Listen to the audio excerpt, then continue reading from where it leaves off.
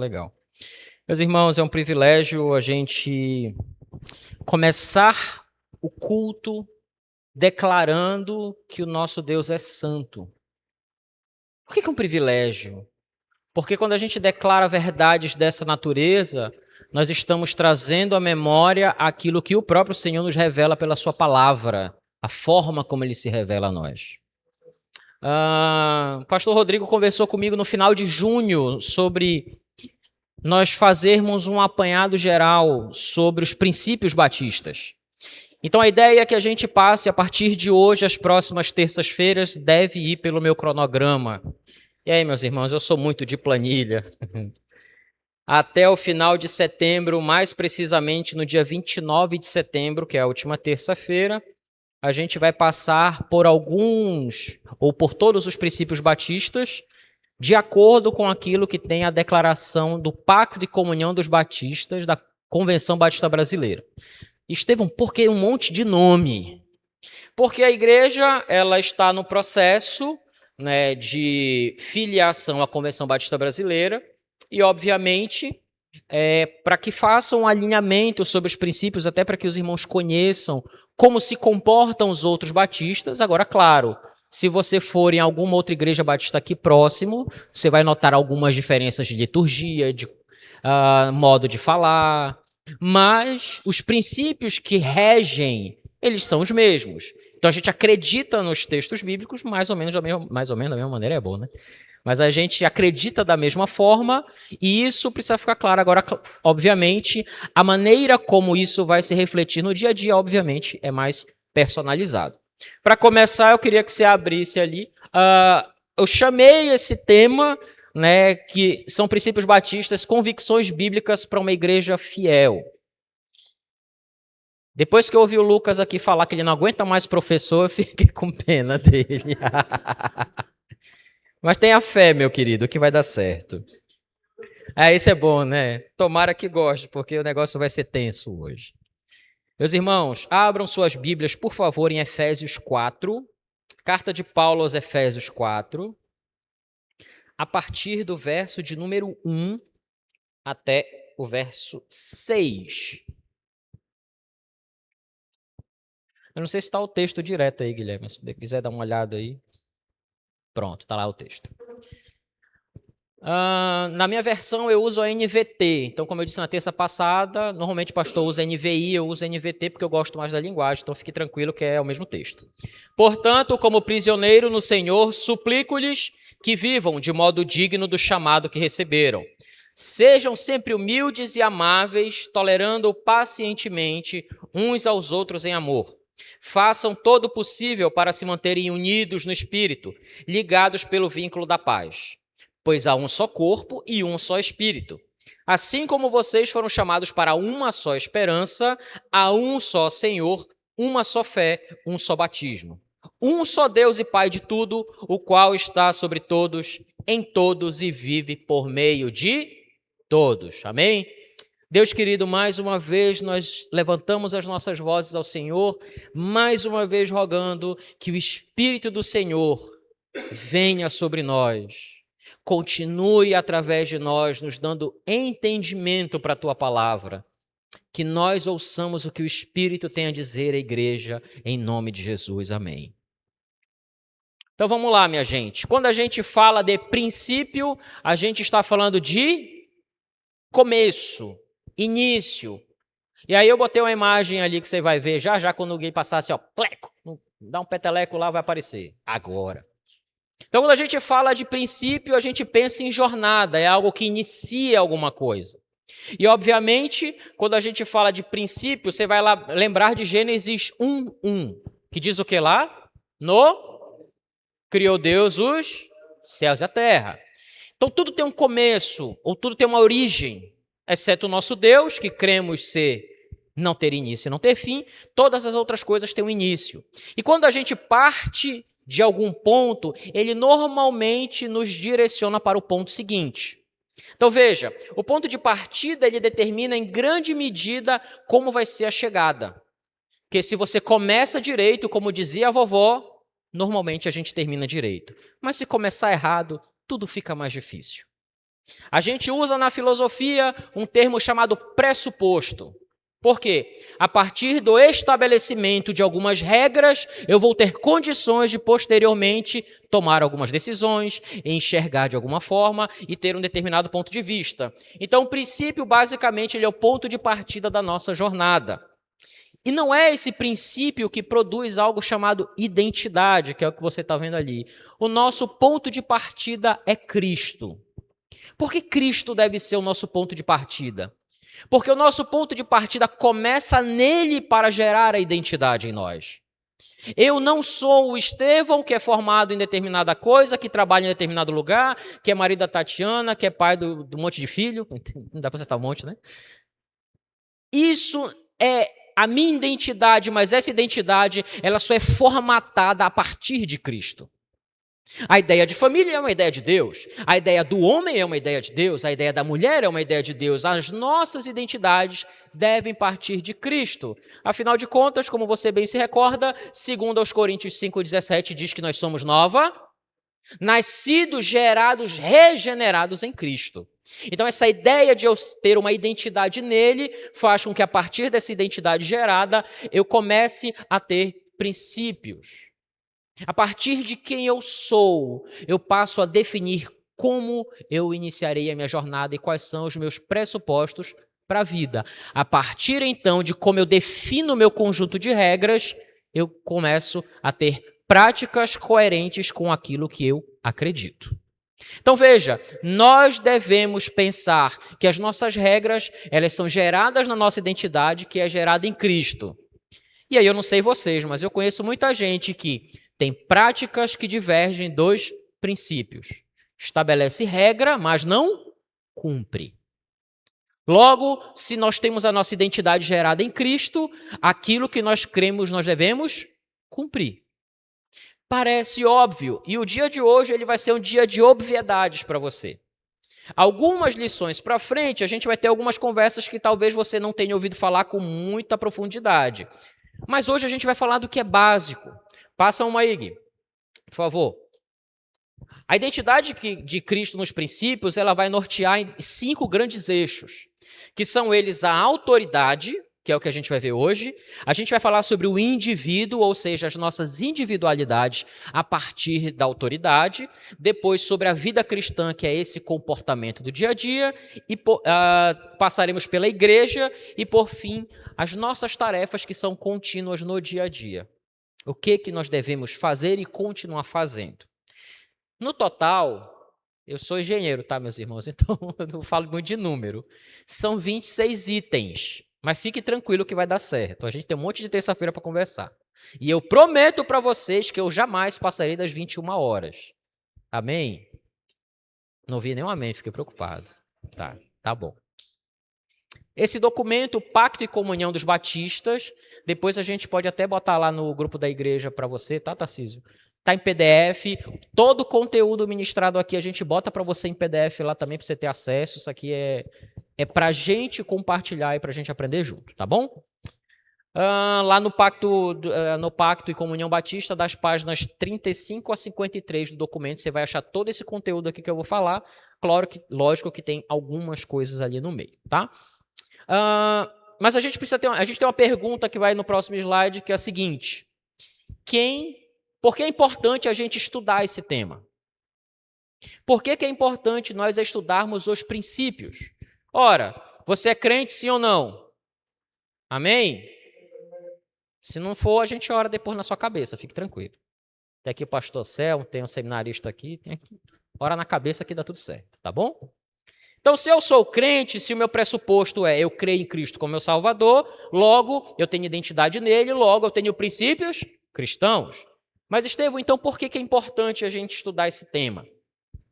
A gente vive uma época que existe uma crise muito forte de identidade. Sim ou não? Né? Hoje, menino não é mais menino, menina não é mais menina. Não é assim? Estou falando alguma coisa absurda? Tem gente que não é gente, virou bicho. Né? O maluco se identifica como cavalo, aí fica correndo assim, no meio do pasto. Inversão de valores. É uma época de uma sociedade que ela é completamente translocada, a gente enlouqueceu. E o que era para ser bênção, como a conectividade, virou uma porta, infelizmente, satânica na vida de umas pessoas que elas perderam a identidade. Muitos de nós temos tido dificuldade. Hoje, tramita, por exemplo, projeto de lei que daqui a pouco quem pregar que homem é homem, mulher é mulher, está sujeito à cadeia. Estamos nesse nível. Oremos, porque a gente vai ser preso, em nome de Jesus. Sim ou não? A gente não vai deixar de pregar o evangelho. Não vai deixar de pregar que homem é homem, que mulher é mulher. Isso não vai acontecer. Não nessa igreja, não sei em outras. Sim ou não? Então vamos lá. Nesse período dessa relação crença-identidade, alguns teólogos eles fazem algumas afirmações muito importantes que você vai ver aqui no próximo slide. John Stott, por exemplo, ele diz que o comportamento é consequência da crença. A conduta decorre da doutrina, ou seja, a forma como eu me comporto, ela é consequência daquilo que eu acredito. Você quer um exemplo disso? Quando você vê um homem bomba, ele não se explode porque ele acha bonito se explodir. Porque há uma crença nele de que ele terá um ganho, a fé naquele ato. Então, se um cara é capaz de entregar a própria vida porque ele tem uma expectativa de futuro, uma esperança, quanto mais nós. A conduta ela vai decorrer da doutrina de Stott. Martin Lloyd Jones diz que a tragédia da igreja de hoje é que ela esqueceu quem é. Muitos de nós esquecemos que nós somos o corpo de Cristo, a noiva. E a noiva espera ansiosamente pelo noivo. Mas tem nos faltado essa expectativa. E a gente tem esquecido que nós somos. James E. Neil Packer diz que o que pensamos sobre Deus é a coisa mais importante a nosso respeito. Porque quando eu identifico Deus como sendo meu Deus e o meu Senhor, isso mostra quem eu de fato sou. Então veja que Tozer, no fim, vai dizer então, o que vem à nossa mente quando pensamos em Deus é a coisa mais importante sobre nós. Meus irmãos, se aquilo que nós pensamos sobre Deus molda quem nós somos, então os princípios de uma igreja revelam aquilo em que ela crê. E se ela crê sobre Deus dessa forma, ela vai se desenvolver dessa maneira nas suas relações internas e externas. Veja, a nossa igreja, ela carrega no seu nome um DNA. Sim ou não? Igreja Batista Missionária. Ela traz, então, no seu nome uma crença forte de que todo crente é um missionário. Todo crente está em missão. A gente traz no slogan da igreja que é adorar a Deus e cumprir a grande comissão. Quando nós declaramos a nossa crença, nós estamos nos identificando e dizendo nós somos assim. É assim que nós nos comportamos. E para fazer uma pequena diferença que você vai ver no próximo slide, a gente tem nesse documento pacto na verdade nós temos 4 seções. As 2 maiores são a declaração doutrinária, que é a maneira como nós sistematizamos a nossa interpretação da Bíblia, e nós temos os princípios, que é a maneira como nós agimos. Para entender basicamente a diferença da declaração doutrinária, ela é um resumo de teologia sistemática sobre como os batistas acreditam sobre Deus, sobre Jesus Cristo, sobre a Bíblia, sobre o homem, etc, etc. São muitos itens. Os princípios, eles vão pegar toda essa crença e dizer, olha, tudo isso que a gente entende teoricamente nas nossas crenças, na prática, no dia a dia, ele acontece assim com os princípios. Então, por isso que a Convenção Batista Brasileira, ela preserva há décadas esse documento. Ela tem feito pouquíssimas adições ou pouquíssimos movimentos para alterá-lo. Até porque Batista, tudo é na base da votação, né? Aí vocês imaginam para mudar uma frase da declaração doutrinária, uma frase nos princípios, precisa votar um monte de gente, tem que ter todo um processo para isso. Então, a gente tem feito isso ao longo desses anos, mas isso não substitui a Bíblia. No fim das contas, a Bíblia, ela é a maneira, os princípios são a maneira com a qual nós interpretamos o texto bíblico e, à luz das Escrituras, nós entendemos ser a fé e a prática do povo batista. Está todo mundo tranquilo até aqui? Todo mundo, tudo certo? Não falei nenhum absurdo ainda? Então tá, então vamos lá. Se eu falar algum absurdo, você fala, eita, peraí, segura. Então, o que sustenta, né? A próxima pergunta, bota aí, Guilherme, para gente. Plim. Agora, quem define aquilo em que a igreja deve crer? Pastor Rodrigo, amém? Não. Pastor é um direcionador, mas não é ele quem define. Quem define em que a gente deve crer? Antigamente eu fui ovelha do pastor Davi Reich. E ele dizia assim, ó: meu querido, esta é a Santa Escritura. É aqui que está a base da nossa fé.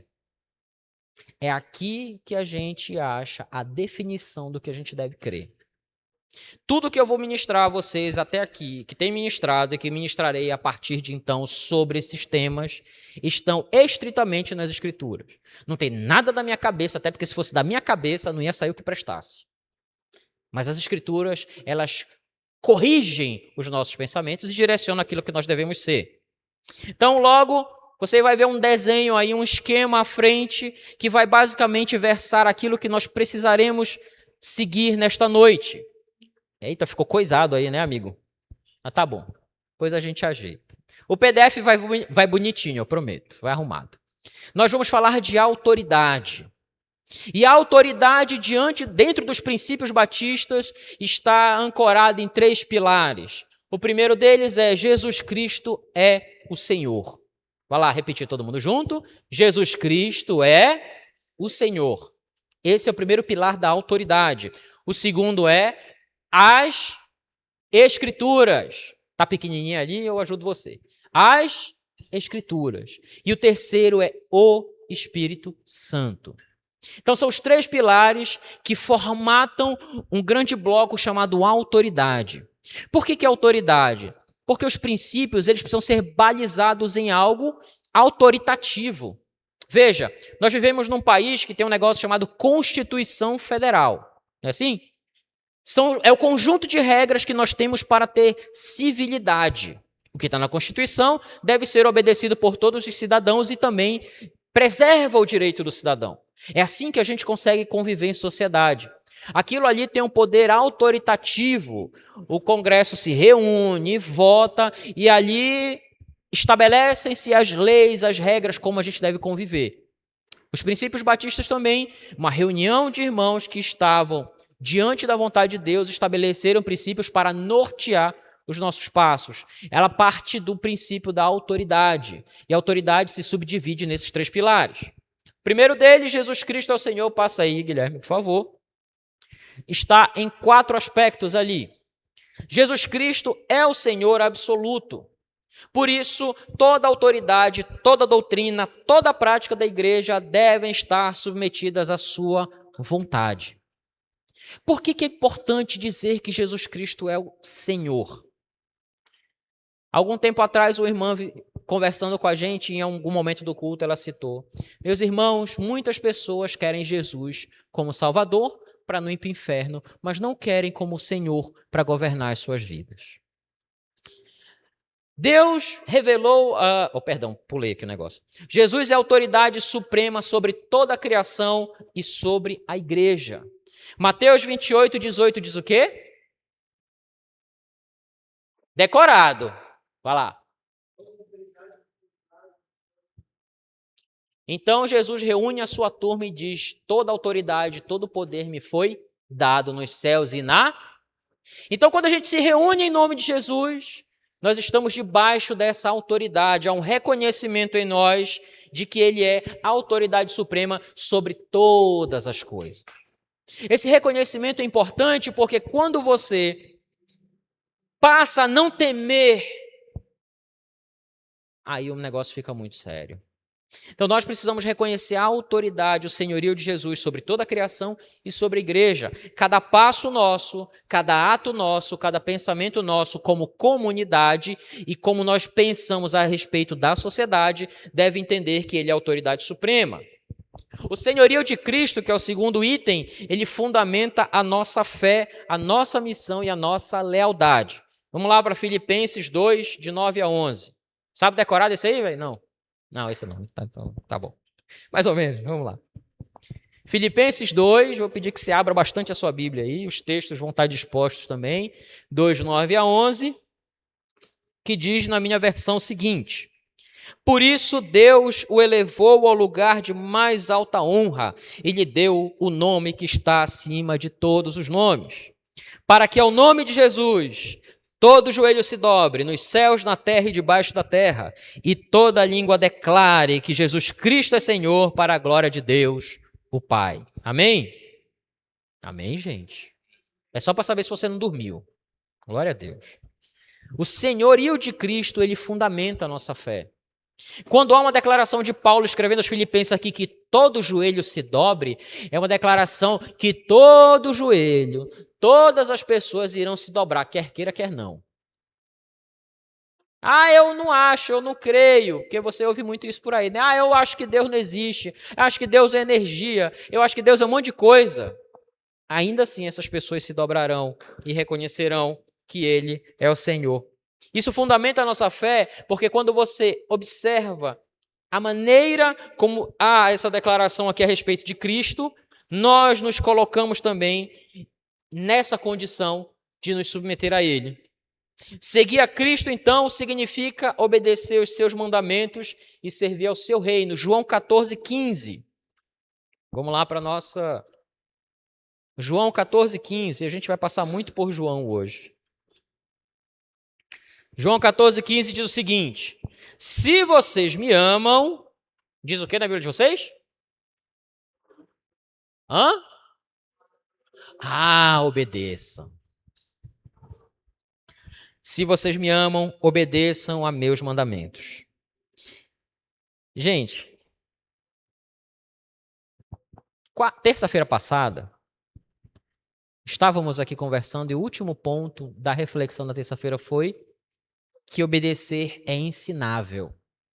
A gente pode aprender a obedecer. Está lá em Mateus 28, 19, verso 20. Ensinando-os a obedecer. Obedecer é ensinável. O problema é que a gente é duro. Nós somos duros demais. Nós temos uma cerviz muito dura. E a nossa oração deve ser diariamente. Eu não sei se você sofre com isso. Pode confessar pecado aqui? Pode, né? Você não vai escandalizar. Mas eu, por exemplo, eu luto muito contra o orgulho. Porque o orgulho, ele é um negócio silencioso, sorrateiro. Se a gente não prestar atenção, a gente já está ali com o peito estufado. Nossa, eu sou bom mesmo. Nossa, como eu mereço que Deus me ame. O orgulho, ele é assim. Então nós, na nossa cerviz, nós precisamos obedecer. E muitas vezes esse obedecer vai ter um significado prático muito sério. Nós vamos precisar abandonar muita coisa. Abrir mão de muita coisa. Chutar muita coisa. Passar longe de lugares. Talvez até, em certa medida, não nos relacionar mais com algumas pessoas. É muito sério. Você vai ler o profeta Oséias. E Tatiana, a gente está na leitura de Oséias. E aí Oséias é pesado. Porque Deus fala assim, vai e casa com aquela mulher. Mas Senhor, é ela. É a prostituta. Os nomes dos filhos, eu fiquei pensando assim, eu lendo e falando, meu Deus, Jezreel é mais ou menos, mas quando vai para Loruama e Loami, não amado, não meu povo. Eu fiquei lembrando quando a gente foi escolher o nome do João, que eu estava ouvindo uma música da Oficina G3, aí aquele texto de Zacarias falando, o nome dele vai ser João, que o coração dos pais... Aí eu fiquei pensando, caramba, a gente escolhendo o nome de filho é uma coisa tão bonita, e de repente, Deus faz isso com o profeta. Ele foi lá e obedeceu. Você vai ver Jeremias, você vai ver Ezequiel, você vai ver os profetas, o grau de obediência, mas não tem exemplo maior de obediência que o próprio Jesus, que se entregou e morreu naquela cruz no nosso lugar. Aí não tem como a gente dizer assim, ah, Senhor, não vou obedecer. A gente precisa reconhecer e obedecer os seus mandamentos e servir o reino. Porque obedecer à ordem de Cristo é servi-lo e servir o reino, servir os nossos irmãos. Seguido então sobre Jesus Cristo ser o nosso Senhor, toda a vida do cristão deve estar submetida ao senhorio de Cristo. Colossenses 3,17, mais à frente um pouquinho, vai dizer o seguinte: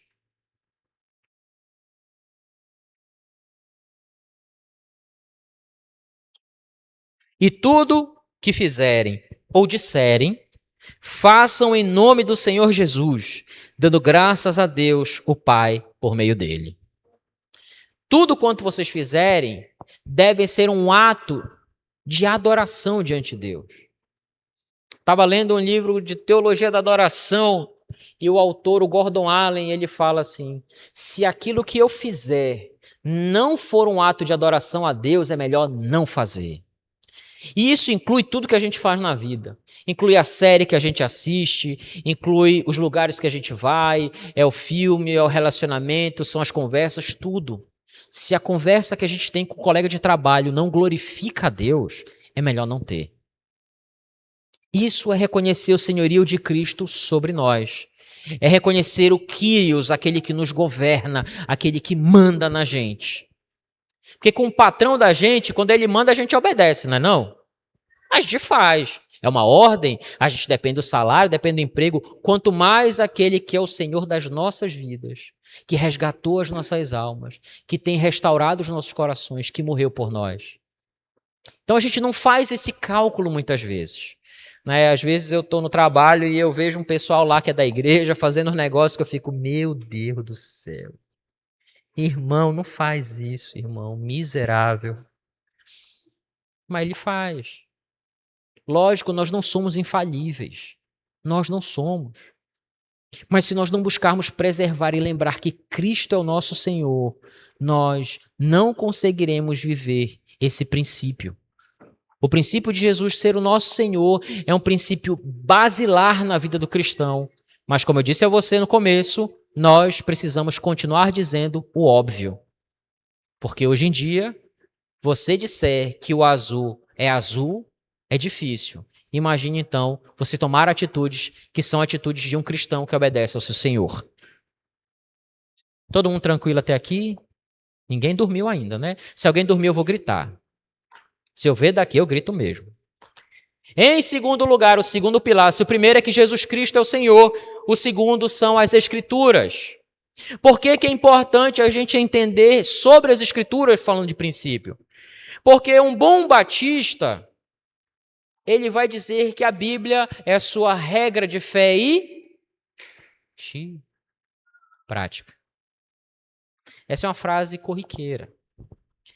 Um bom batista das antigas, por que eu vou falar um bom batista, gente? Porque eu contei aqui na terça passada, se você não estava, eu vou fazer de novo, não vou usar a mesma piada, porque não é uma piada, é um fato. Eu nasci na igreja, eu sou batista antes de ser crente. Eu me converti depois, mas eu já era batista. Molequinho, não vou dizer menor porque eu não cresci muito, mas mais novo, com 5 anos, né? 6 anos, eu já era junior na igreja. Eu lembro quando meu pai foi ser pastor na igreja lá em Itaituba, no sudoeste do Pará, eu cheguei lá com 12 anos, eu não era muito maior do que isso não, aliás, muito menor do que isso não. Aí o pessoal perguntava, pastor, o pessoal não tinha me visto ainda, pastor, seu filho, ele é aqueles pré-adolescentes que cresceu muito, para ele ser líder aqui dos adolescentes? Gente, eu não sabia nem falar em público, não sei até hoje. Aí a gente, não dá, a gente já estava na igreja há muito tempo. Então veja, saber essas coisas, desde a minha infância, a gente ouvia nas convenções batistas, nos encontros batistas, o quê? Que a Bíblia é a regra de fé e prática, porque é ela quem norteia quem somos e o que acreditamos. É a partir da nossa identidade em Cristo, como nosso Senhor, que a gente vem para a Bíblia e não lê a Bíblia como um livro histórico qualquer, mas lê como palavra de Deus. É aqui, e aí lá na teologia, fazendo um parêntese, a gente tem 2 tipos de revelação. A revelação geral, a natureza, as coisas criadas, o mundo, a beleza de Deus, daquilo que Ele criou. E nós temos a revelação específica, que é a palavra de Deus. A definição do N. Gruden sobre a Bíblia é que ela é a palavra de Deus escrita em linguagem humana. Tem até o título de um livro do pastor Paulo Won, que aí Deus falou na língua dos homens. Então, Deus se revela de maneira inteligível para mim e para você através da Bíblia. Então, por que esse livro é importante? Ele é a revelação inspirada de Deus e autoridade suprema para tudo que cremos, ensinamos e praticamos. Então, veja. Aí, ó, o filisteu. Veja, a ideia de que a Bíblia ela é a palavra de Deus, ela é mais do que apenas uma ideia para interpretação. Ela precisa ser uma convicção de todo crente. É uma base para a fé. Porque se eu não parto da ideia de que a Bíblia é a palavra de Deus, e aí lá no universo das discussões acadêmicas, a Bíblia contém a palavra de Deus, a Bíblia é parte da palavra de Deus, a chave hermenêutica da Bíblia, é importante se estudar, mas o pressuposto básico sobre a Bíblia é que ela é integralmente a palavra de Deus. Não se pode ter, em hipótese alguma, dúvida no sentido de que, eu acho que talvez. Você deve ter dúvidas para você se aprofundar no conhecimento da palavra. O grande Billy Graham também, um evangelista conhecidíssimo no mundo inteiro, de muitas cruzadas, de muitas pessoas que foram a Cristo através dos sermões dele, teve a sua crise de fé. Se você vê o documentário sobre a vida dele, em algum momento ele chega e diz: Senhor, eu tenho dúvidas sobre a Bíblia, mas hoje eu quero declarar que eu creio pela fé que ela é a tua palavra. E a Bíblia ela é um livro de fé. Embora a gente vá ter línguas originais, vai ter hermenêutica, vai ter exegese, vai ter um monte de termo técnico, mas ela, acima de tudo, é um Deus que quer se comunicar com a gente, que fala a nossa língua, que nos instrui, que nos alimenta, que nos restaura, que nos confronta, que nos bate muito. Mas é Ele quem cura as nossas feridas, através da mesma palavra. Deus revelou por meio das Escrituras a sua vontade. Vamos lá, 2 Timóteo 3.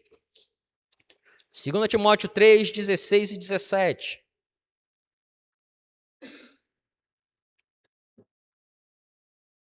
Vou achar aqui, pronto.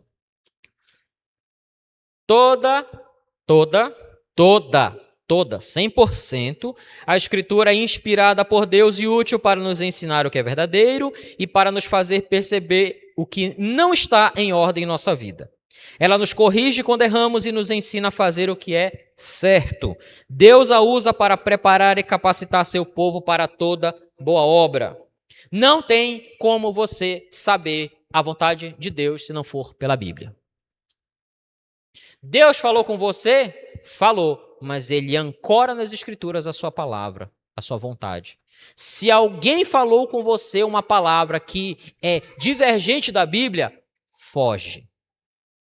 Foge. Porque a Bíblia é a palavra de Deus. Qualquer outra voz que não tenha consonância com a Bíblia não é a voz de Deus. Tivemos um pastor que nos dizia o seguinte: palavra de Deus dita num sentido diferente daquilo que Deus escreveu é palavra do diabo. Pastor, isso é escandaloso. Pois é, mas na tentação o diabo usa a Bíblia. Num sentido diferente, num sentido controverso, retorcido, transtornado, sentido trans. Então veja, a Bíblia ela precisa ser entendida como a revelação de Deus e Ele revela a sua vontade por meio dela. Salmo 119, 105 vai nos dizer que lâmpada para os meus pés é a tua e luz para o meu, porque elas são a autoridade final para a fé e para a vida cristã. Lâmpada para os pés é porque ela segue iluminando cada passo que a gente dá. Ela nos ajuda na nossa caminhada, na nossa jornada, porque eu e você, em muitos momentos, nos sentimos perdidos, sim ou não? Ela é a bússola. Ela aponta o caminho. Agora, como é que eu vou usar uma bússola se eu não sei para onde aponta o norte?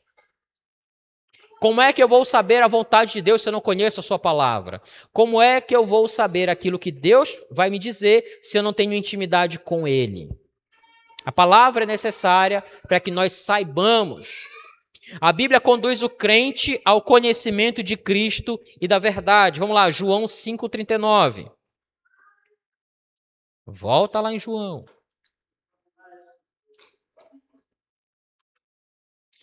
João 5,39, já tivemos aí o spoiler do pastor. Deixa eu chegar aqui. Vocês estudam minuciosamente as Escrituras porque creem que elas lhe dão vida eterna. Mas as Escrituras apontam para mim, palavras de Jesus. A Bíblia, ela conduz o crente ao conhecimento. a verdade. É essa verdade que liberta, como o próprio João registra a palavra de Jesus em 8,32. É a Bíblia que nos dá o direcionamento sobre o que é a verdade. Na filosofia se discute muito o que é a verdade. Diversas e diversas formas de nós entendermos o que é a verdade, tentar sistematizar de maneira lógica o que é a verdade. Jesus diz: eu sou o caminho, a verdade e a vida. Veja, nós como igreja, em João 17, mais um pouquinho à frente, vamos ouvir Jesus falar mais uma vez sobre a verdade, dizendo: consagra-os, e aqui ele se refere aos seus discípulos, na verdade que é a tua palavra. A Bíblia, ela é um instrumento que a igreja deve usar para ensinar. E esse ensino nos ajuda a sermos obedientes e permanecermos fiéis às Escrituras. Porque essa fidelidade parte de uma consagração à verdade, a Cristo. E a Bíblia nos ajuda a ter a compreensão sobre quem somos. Em terceiro lugar, estamos acabando. Fique tranquilo, eu prometi 21 horas. Em terceiro lugar, o primeiro pilar, Jesus Cristo é o Senhor. O segundo é que as Escrituras, a revelação de Deus, a verdade, elas fundamentam e apontam esse caminho. Em terceiro lugar, só é possível entender todo esse cenário pelo poder e pela ação do Espírito Santo. Não é possível ninguém interpretar corretamente as Escrituras. E quando eu digo interpretar corretamente, eu preciso fazer uma pausa antes de entrar nesse tema. Nós temos diversos historiadores, estudiosos, teólogos, gente com pós-doutorado que pode fazer uma exegese muito melhor do que a gente que fez ali 4, 5 anos de seminário. E vai fazer. Mas essa pessoa, se ela não tiver o Espírito de Deus, ela jamais será capaz de produzir aquilo que só o Espírito de Deus pode produzir. Porque a palavra de Deus é vida. E essa vida, ela só vem pelo Espírito.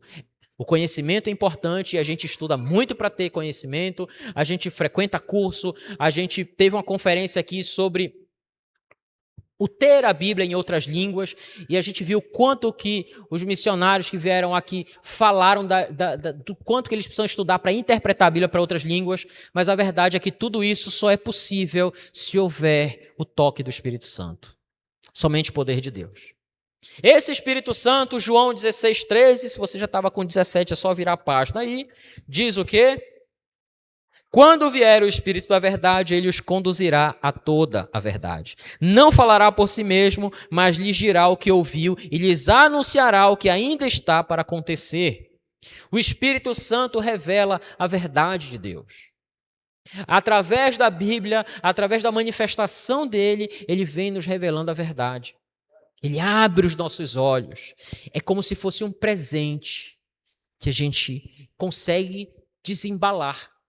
Eu não sei se já aconteceu com você, mas a sensação ela é indescritível quando um texto que parecia extremamente difícil, uma situação que eu não consegui interpretar, o Espírito simplesmente revela. A sensação ela é impressionante, porque os nossos olhos é como se as escamas caíssem e agora a gente enxerga. Olha só que coisa interessante. Esse Espírito, ele é quem convence o homem do pecado e conduz à salvação. João 16, lá no verso 8, diz o seguinte: quando ele vier, o Espírito, convencerá o mundo do pecado, da justiça e do juízo. Porque nós, por nós mesmos, pela nossa própria vontade, não seríamos capazes de ter a compreensão. Não seríamos capazes sozinhos se não fosse o Espírito Santo. É o Espírito quem revela. É o Espírito quem mostra. A palavra de Deus lida a ação do Espírito não complementar, porque eu acho que complementar vai ficar meio ruim a construção da frase. Mas a ação do Espírito Santo que é o que de fato empodera essa palavra dentro de nós para que haja compreensão. E a partir então dessa compreensão, nós somos conscientizados do pecado. Porque a verdade é que a maioria das pessoas ela não se acha pecadora. Você sair na rua agora, você for entrar ali e for ali no Colosso do Bengola, mais conhecido como Mangueirão. Tem 40 mil pessoas ali, que é a previsão da lotação do estádio hoje. Boa parte daquelas pessoas ali não acha que é pecador. Não acha. Estou dizendo que é porque foram assistir o Leão Azul de Antônio Baena, não tem nada disso. É só para dizer assim, tem um ajuntamento de 40 mil pessoas bem aqui perto. Ninguém ali acha que é pecador, ou poucas pessoas. Alguns já estão conscientizados, eu sou um pecador e eu preciso de Cristo, e aceitaram a Cristo, creem em Cristo. Mas boa parte dos lugares que você frequentar, e você perguntar à pessoa, eu sou filho de Deus, Deus é meu pai, eu vou na igreja domingo, né? Eu fui batizado. Mas essas pessoas ainda não tiveram a consciência do pecado. E é por isso que nós precisamos continuar a nossa tarefa de ir fazer discípulos. Porque a palavra de Deus, ela revela, ela conscientiza o outro do pecado através da ação do Espírito também. Esse Espírito que conscientiza do pecado, ele conscientiza da necessidade da justiça e de que um dia vai haver um juízo. A gente vai lá para Romanos 8:9, porque o Espírito Santo, ele habita e transforma a vida do crente. Veja, domingo nós ouvimos o sermão aqui em que o pastor disse que nós recebemos Emanuel, que é Deus conosco, andando entre nós, e agora nós temos o Espírito Santo, que é Deus em nós. Esse Deus em nós que habita em nós, Romanos 8:9, o apóstolo Paulo diz o seguinte, vou achar aqui que... Vocês, porém, não são controlados pela natureza humana, mas pelo Espírito, se de fato o Espírito de Deus habita em vocês. E se alguém não tem o Espírito de Cristo, a ele não pertence. Se você não for a habitação do Espírito, você não pertence a Deus. O Espírito testifica com o nosso Espírito que nós somos filhos de Deus. A marca do Espírito são os seus frutos. Se cremos no Espírito, devemos andar no Espírito. Devemos viver no Espírito. Então são expressões que a Bíblia traz para dizer o seguinte, eu e você, nós somos habitação do Espírito e a vida de Deus em nós, através do seu Espírito, modifica quem nós somos. Porque é esquisito, minha gente, não sei se vocês acham isso, mas eu sempre achei esquisito. Alguém que diz que é crente, aí você vai perguntar assim, qual é a diferença do antes e do depois? Ah, não teve diferença nenhuma. Antes eu não ia para a igreja, agora eu vou. Né? Eu não sei se já aconteceu com vocês isso, mas uma vez numa classe de jovens, eu estava dando aula, aí eu perguntei assim, né? Aí eu caí na besteira, a gente tem que parar de fazer essas coisas de perguntar para as pessoas. Eu caí na besteira, tinham duas irmãs, que eram irmãs e irmãs mesmo. Aí eu perguntei para uma, e falando alguma coisa nesse sentido sobre transformação, eu perguntei para uma, fulana, tua irmã que se converteu lá 6 meses atrás, como ela era antes e depois? Ela vira para mim, não mudou nada. O pessoal de casa não entendeu que ela virou crente agora. Não mudou nada. O Espírito, ele modifica quem nós somos. Quando Paulo diz, já não sou mais eu, mas Cristo vive em mim, ele está dizendo, o Espírito de Deus habita em mim e me mudou, e me transformou. Tem uma música antiga, a gente estava ouvindo em casa, acho que foi ontem, que ela diz assim, eu me encontrei com Jesus e sua luz mexeu com meu ser e me mudou e me sarou com o seu poder. Quando a gente se encontra com Cristo, o Espírito de Cristo nos modifica completamente.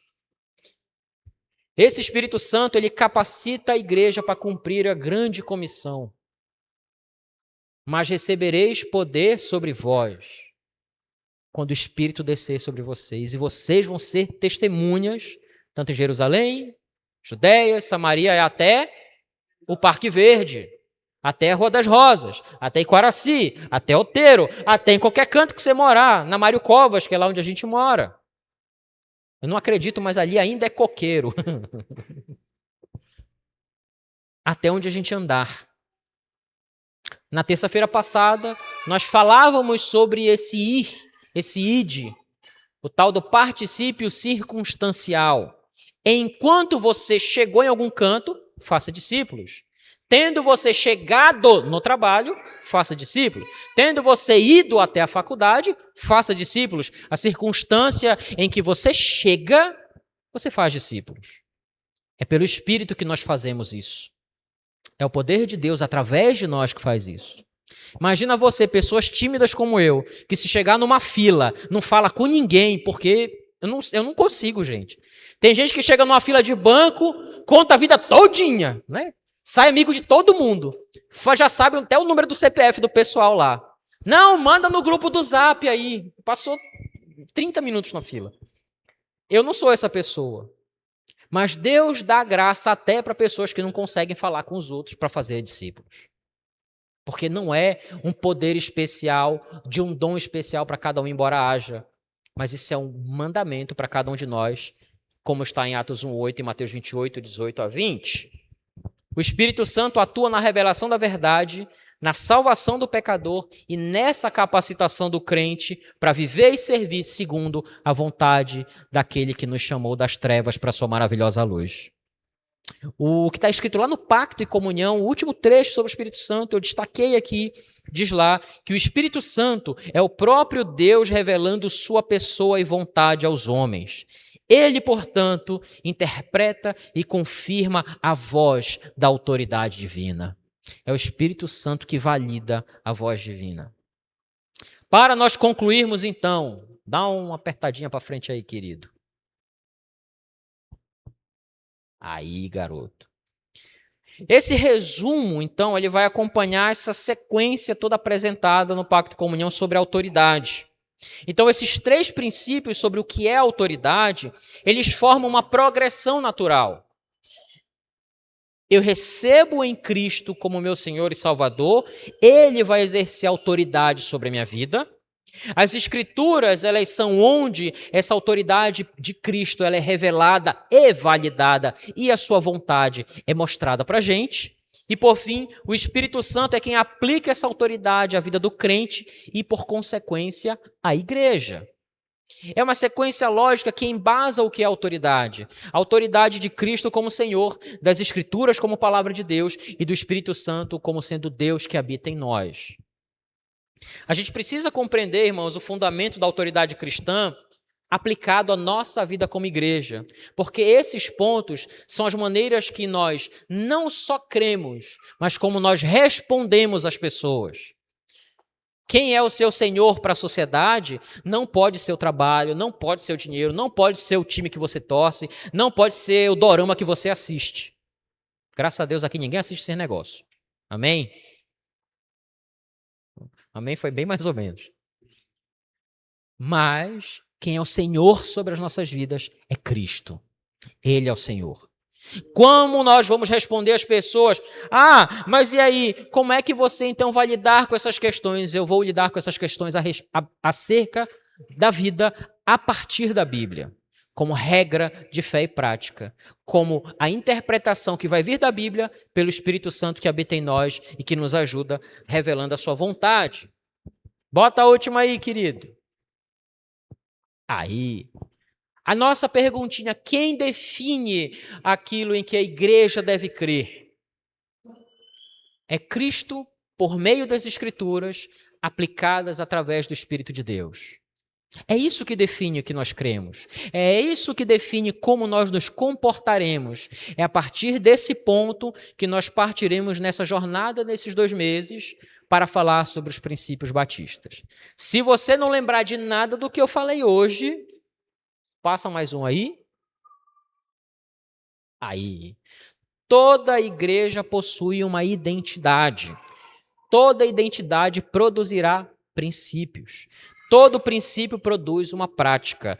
E se nós queremos permanecer fiéis a este evangelho, nós precisamos permanecer debaixo da única autoridade legítima da igreja, que é Cristo, revelado nas Escrituras e aplicado pelo Espírito Santo de Deus.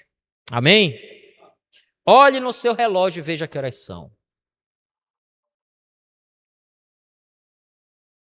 Vamos orar. Depois eu devolvo a palavra que eu Tarcísio. Deus querido, muito obrigado pela tua bondade. Obrigado porque o Senhor se revelou a nós pelo Filho, através da tua palavra, e tem nos dado o poder do teu Espírito.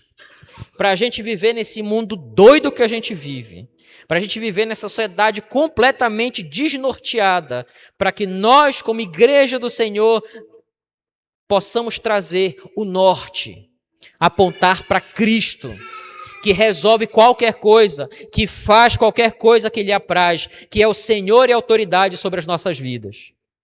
Que essa palavra nessa noite, Senhor, e que nós, ao longo da jornada sobre os princípios batistas, cada vez mais fundamentemos a nossa fé em Ti. Que os nossos desejos e afetos estejam voltados para o Senhor. Que nós nos aprofundemos na Tua palavra e sejamos cada dia cheios do Espírito Santo do Senhor. Para a glória de Deus Pai, em nome de Jesus. Amém.